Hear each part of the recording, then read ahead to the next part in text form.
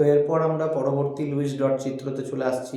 এর আগে আমরা সিম্পল কয়েকটা মৌলিক পদার্থের করলাম, অক্সিজেন, ক্লোরিন, নাইট্রোজেন এইসব। এইবার আমরা ওজনেরটা করব। ওজনেরটা মানে লুইস ডট চিত্রটা একটু কমপ্লেক্স, হ্যাঁ, এবং তারপর আমরা বিভিন্ন কম্পাউন্ডের লুইস ডট চিত্র দেখাবো, ঠিক আছে। তো আমি প্রথমে ওজনেরটা দেখাচ্ছি। ওজোন গ্যাস কীভাবে আঁকবো আমরা, না তিনটে অক্সিজেন পরমাণুকে এইভাবে এঁকে নেবো। O3 আছে, তিনটে অক্সিজেন পরমাণু হবে এবং প্রত্যেকটা অক্সিজেনের 6টা করে লাস্ট অরবিটে ইলেকট্রন থাকে। তাহলে 1, 2, 3, 4টে আঁকলাম। আর দুটোকে আমরা কি করব, এই দিকে সামান্য এগিয়ে দেবো, এইদিকে একটা আর এই দিকে একটা এগিয়ে দেবো, ঠিক আছে। সিমিলারলি এই অক্সিজেনের বেলা তো তাই করবো, দুটো 4টে, একটা এর দিকে এগিয়ে দেবো আর একটা এর দিকে এগিয়ে দেবো। এই অক্সিজেন বেলাতেও তাই, 1, 2, 3, 4টে, এর একটা ইলেকট্রন এখানে এগিয়ে দেবো, এর একটা ইলেকট্রন এখানে এগিয়ে দেবো। তাহলে প্রত্যেকের কিন্তু 6টা করে ইলেকট্রন হয়ে আছে। এইবার আমরা সার্কেলগুলো কি করে করবো, না সার্কেলটা আমাদের এইভাবে আসবে, এই, তাহলে 8টা হয়ে গেল। এই অক্সিজেনটারও 8টা হয়ে গেল, এই অক্সিজেনটারও 8টা হয়ে গেল। কনফিগারেশন আমরা তলায় লিখে দিতে পারি 2,8, 2,8, আর এখানে পাশে 2,8। তো এই হচ্ছে ওজনের ছবি। এরপর আমরা আসছি কার্বন ডাইঅক্সাইড, CO2।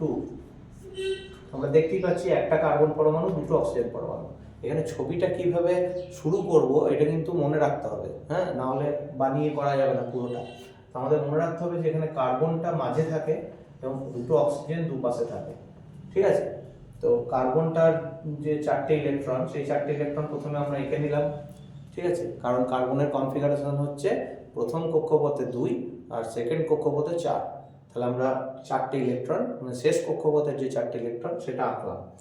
আর অক্সিজেনের হচ্ছে 6টা, 1, 2, 3, 4, 5টা, 6টা। এই যে 6টা, এই দুটো কার্বনের দুটোর পাশে আঁকতে হবে।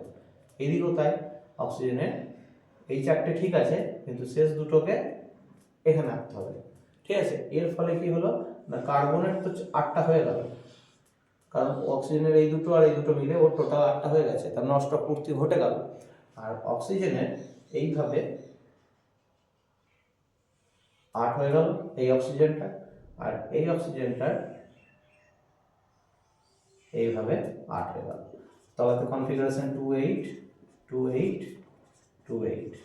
তো এটা হলো আমাদের কার্বন ডাইঅক্সাইড। এরপর হচ্ছে ওয়াটার। ওয়াটার কেমন করে হবে, ওয়াটারের ছবিটা মনে রাখতে হবে, অক্সিজেন, হাইড্রোজেন, হাইড্রোজেন, এইভাবে। অক্সিজেনের 6টা, 1, 2, 3, 4টে, 5 নম্বরটা এগিয়ে দেবে এই হাইড্রোজেন, আর 6 নম্বরটা হাইড্রোজেনকে এগিয়ে দেবে। হাইড্রোজেনের নিজের একটা ইলেকট্রন আছে, সেটা এখানে দেবে, ওর এই হাইড্রোজেনটা এখানে দেবে। এইবার এইভাবে হাইড্রোজেনের ডুপ্লেট হয়ে গেল, আর অক্সিজেনের এইভাবে অষ্টক পূর্তি বা অক্টেট হয়ে গেল, ঠিক আছে। তো ওয়াটারের এইভাবে ছবিটা হয়ে গেল। এরপর যেটা লাস্ট আছে সেটা হচ্ছে অ্যামোনিয়া। অ্যামোনিয়া কেমন হবে, না N দিয়ে 3টে হাইড্রোজেন, ঠিক আছে। এখানে কি হবে, এখানে দুটো ইলেকট্রন এখানে দিলাম, আর নাইট্রোজেনের হচ্ছে কনফিগারেশন 2,5। তার মানে প্রথম কক্ষপথে 2, সেকেন্ড কক্ষপথে 5টা ইলেকট্রন। সেই 5টা ইলেকট্রন কেমন করে হচ্ছে, না 1, 2 হলো, 3 নম্বরটা এই হাইড্রোজেনের কাছে, 4 নম্বরটা এই হাইড্রোজেনের কাছে, 5 নম্বরটা এই হাইড্রোজেনের কাছে। তো টোটাল 5টা হয়ে গেল, ঠিক আছে। তো হাইড্রোজেনের এখানে একটা দিয়ে দিলাম, এখানে একটা দিয়ে দিলাম, আর এখানে একটা দিয়ে দিলাম। তো এইটা হয়ে গেল আমাদের ডুপ্লেট হাইড্রোজেন, এটাও ডুপ্লেট হয়ে গেল, এটাও ডুপ্লেট হয়ে গেল। আর নাইট্রোজেনের 2 আর এখানে সব কটা নিয়ে একটা সার্কেল করে দিলাম। এই সার্কেলটা যে সার্কেলই হতে হবে তার কোনো মানে নেই, ইলিপ্টিক্যাল হলেও হবে একটু, তাতে কোনো সমস্যা নেই, ঠিক আছে। তাহলে এটা 2, এটা 2, এটা 2, আর এই নাইট্রোজেনের হয়ে গেল 2,8।